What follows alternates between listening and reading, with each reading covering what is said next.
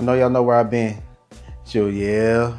I'm sorry for making y'all wait, but welcome to the Bebo Production channel.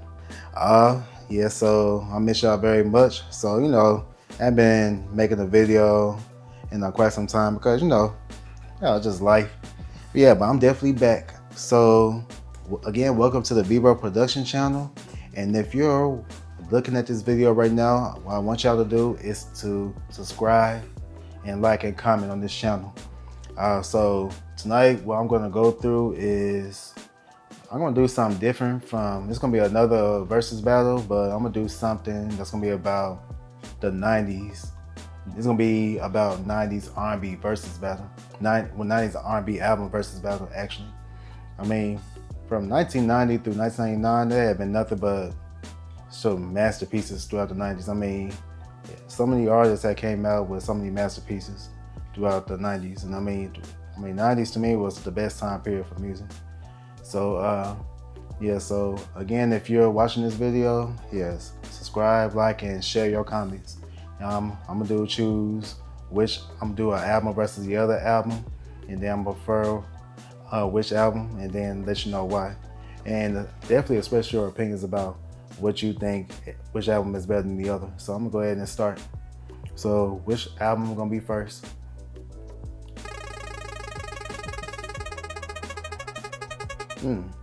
My Way by Usher versus I'm Ready by Tevin Campbell. That's a great battle. I mean, those some masterpieces right there. So, and I mean, I'm gonna start with Tevin Campbell. Babyface and I did an amazing job writing songs for that album. I mean, Can We Talk? What else on it? What else he had? I'm Ready, of course, Always in My Heart.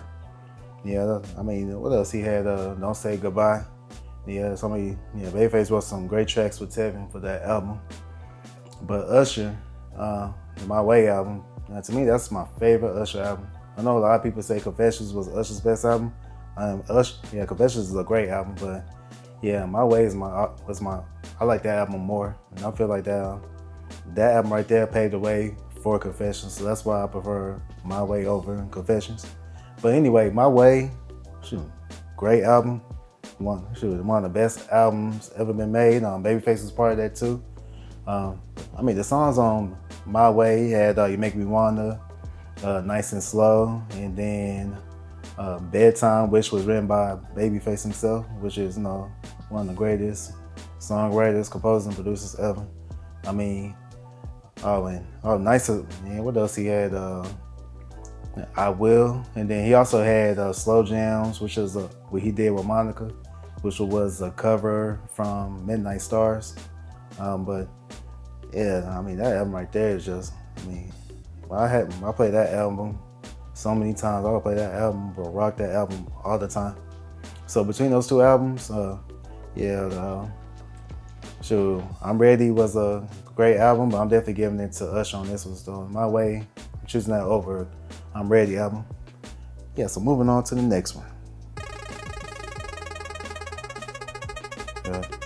Dangerous by Michael Jackson versus Diamonds and Pearls by Prince.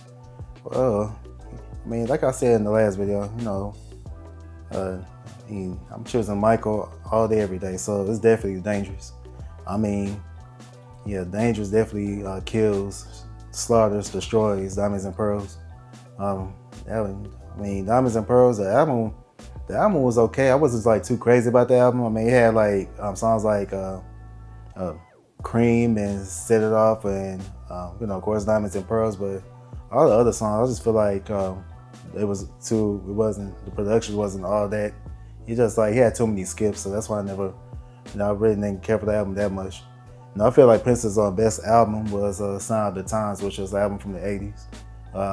But Dangerous, yeah, Michael and Teddy Riley, you put them together, it's a match made in heaven. Dangerous had nothing but just pure hits. Yeah, Heal the World, Remember the Time, Black or White, Who Is He, Will You Be There, Dangerous, Gone Too Soon, Keep the Faith. In the Closet, Can't Let Her Get Away, She Driving Me Wild. I pretty much named every song on the album. I mean, that album right there, to me, that is the greatest album of all time. I mean, this is the first. Dangerous was the first album that Michael did without Quincy Jones, and Michael really showed that he was on a level of his own, just like he always been, since day one. I mean, definitely Dangerous, greatest album ever. So I'm leave it at that. So moving on. Secrets by Tony Braxton versus Keep the Faith by Faith Evans. Oh man, that was a great matchup too. I love both albums. Let me start off with Keep the Faith. Yeah, I mean, I know, P. Diddy, who was called Puff Daddy at that time, he did amazing on the production on that album. I mean, the album had songs like Love Like This Before, All Night Long, and Never Can Let You Go, which is a classic. Yeah, but Secrets, which is another album, that album right there,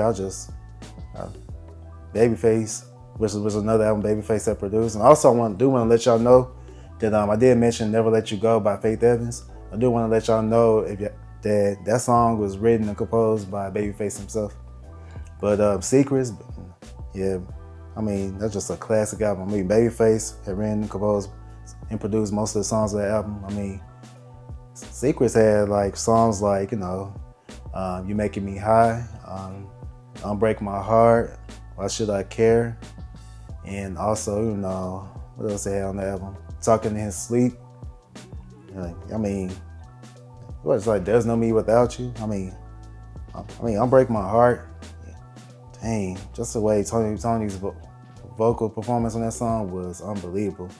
I know Break My Heart, that's one of the biggest hits in the 90s. It stayed #1 for about 11 weeks, I believe. It was a worldwide hit for 11 whole weeks, which is amazing. I mean, Tony Braxton's voice, I love Faith Evans' voice, but yeah, just something so seductive about Tony Braxton's voice throughout the whole album. So that's why, between those two albums, yeah, I'm definitely going with Secret, because I grew up with that album way more than I did with Keep the Faith. I mean, even to this day, you still hear people like play on Break My Heart on the radio and stuff. Yeah, I'm definitely going with Secrets. I mean, yeah, that's just a bigger masterpiece. And it just reminds me of the time when I was little. My mom used to play that album all the time. Back where we lived in Ramblewood in Dallas, Texas. So yeah, definitely Secrets. So moving on with the next one. Share My World by Mary J. Blige versus Butterflies by Mariah Carey. But tell y'all the truth, about Butterflies by Mariah Carey, I really didn't listen to that album that much. So I'm really not 100% sure about which album I would. I'm not 100% sure about what I'm gonna say about the album. So I don't have no reviews about that, but I definitely will check it out. But Share My World, another unforgettable masterpiece. I mean, that is Mary J. Blige's best album to me. I mean, it had I Can Love You featuring Lil' Kim, and then Not Gonna Cry and Missing You, and also Love Is All We Need. What else that album had? It was like Know You Better, and she ended up doing that Not Gonna Cry, which was featuring off the Waiting to Exhale soundtrack. Man, I mean, Mary J. Blige, I mean, that whole album just bumping. I mean, my co-workers, we talk about that album almost every day. I mean, that album, remember my mom used to play the album every single time, every day, from the morning, afternoon to night. I mean, yeah, to me, that's Mary J. Blige's best album. But to me, so even though I never heard, listen to Butterfly, but by Mariah Carey, I still wouldn't imagine like putting that album over Share My World by Mary J. Blige. So regardless, even though I never listened to Butterfly, I'm still gonna choose Share My World. I mean, that's just a classic, pure masterpiece. Yeah, we're moving on to the next one.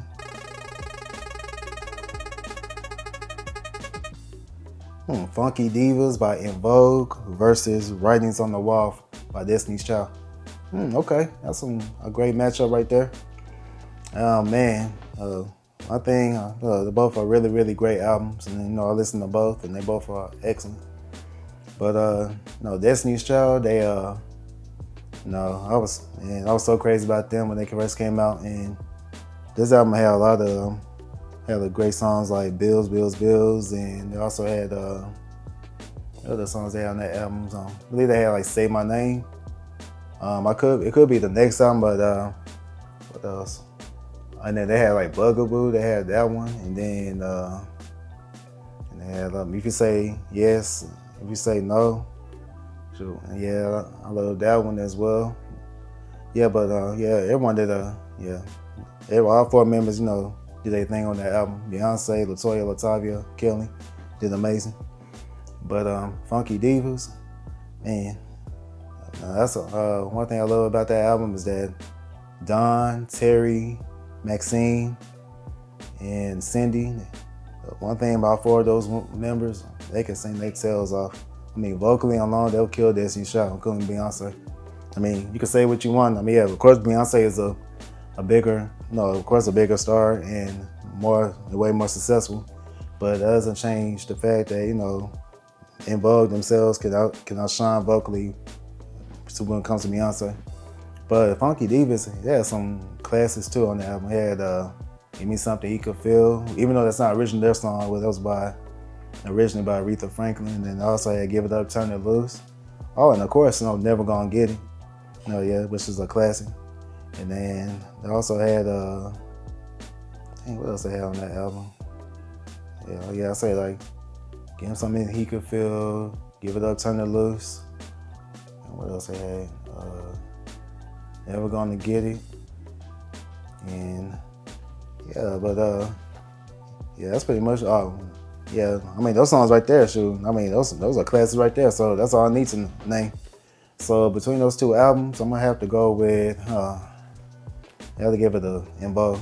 Yeah, Funky Divas was just feel like the songs on there had much better vocal performance than what Destiny's Child had did with Rise on the Wall. So that's what I'm gonna go with. You know, Funky Divas on that one. Yep. So definitely gonna move on to the next one. Okay, who will be next on the list? Okay. All right, One in a Million by Aaliyah versus Janet by Janet Jackson. Man, I love both of these albums, and I'm glad y'all choose this one because I grew up with both of these albums. I used to listen to these albums all the time. So I'm gonna start with Janet. Yeah, Janet had her That's the Way Love Goes, and If, and then Anytime, Any Place. I mean, what else she had? Satisfaction. What else she had on that album? Where Are You Now? It was a great track. Yeah, I mean, Janet Jackson did an amazing job on, I mean, the whole album. It's like the album's just full of classics. Aaliyah, on the other hand, One in a Million. So the album was amazing. And to me, that's her best album to me. Yeah, that album was like way better than that album that R. Kelly did for Age Ain't Nothing But a Number, for which all of them, yeah, Timbaland did an amazing job with the productions and the arrangements for One in a Million.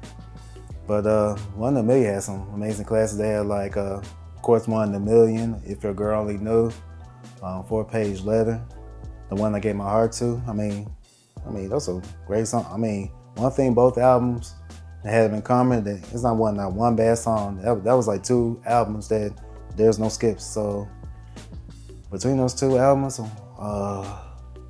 which one I prefer? It's a tie. Yeah, I love both of them. So I'm gonna give it a tie. Sorry, but if y'all think otherwise, then y'all definitely comment and you let me know why you prefer this album over the other. But between those two albums, is definitely a tie. Yeah, but moving on to the next one. Soul Food soundtrack versus Waiting to Exhale soundtrack. Okay. Yeah, I know it's a lot of really good songs on both albums. Soul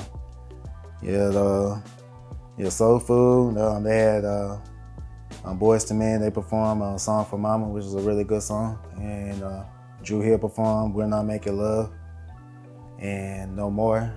And then Milestone, which was Babyface and his brother, and Casey and JoJo. That was a great track too. And Boys and Girls by Tony was excellent as well. And Babyface had a song too. I said I Love You, which is a great track. I mean, one thing, yeah, Soulful was an excellent soundtrack. And one thing I do want to know, Babyface, shoot, this man had written, composed, produced damn near every song on that album. I mean, yeah, Babyface was just, I know people always talk about R. Kelly was main ones writing all the hits. Nah, it's Babyface.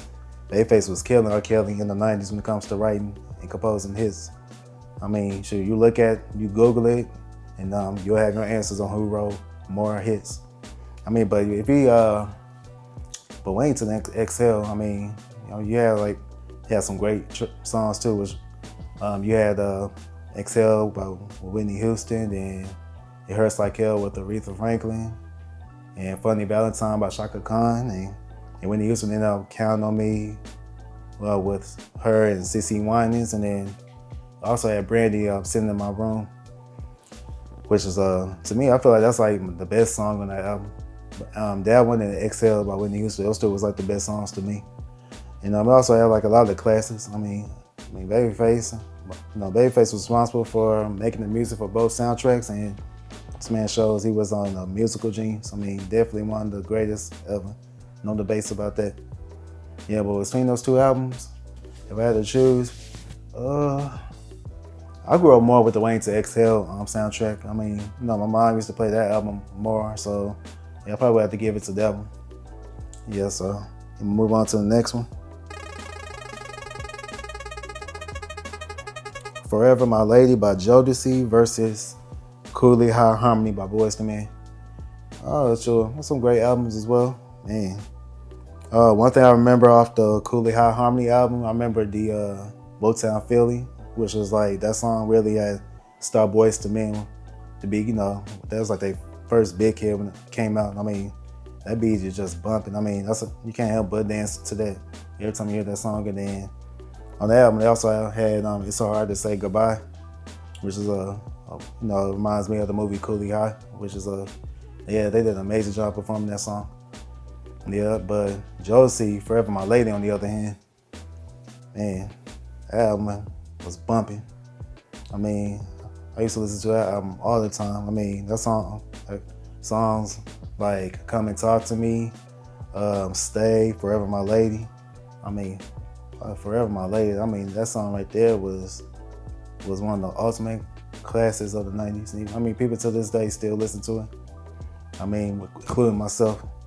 But between those two albums, I'm going with Jodeci. I prefer Boyz II Men as a group, but we just talking about albums. Between these two albums, I prefer Jodeci's Forever My Lady album over the Cooley High Harmony album by Boyz II Men. So yeah, I mean, the production arrangements on that album was greater to me. Yeah, so yeah, that's why I'm gonna choose that one. Yeah, so that is it for tonight. So again, if you watching this video, subscribe, like, and comment, and let me know which album you prefer.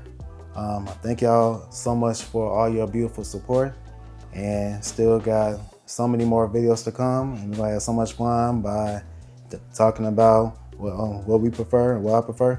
It's gonna just keep this going, and then so that's how it's gonna be throughout the remaining year. So thank y'all again for tuning in. I will see y'all next time.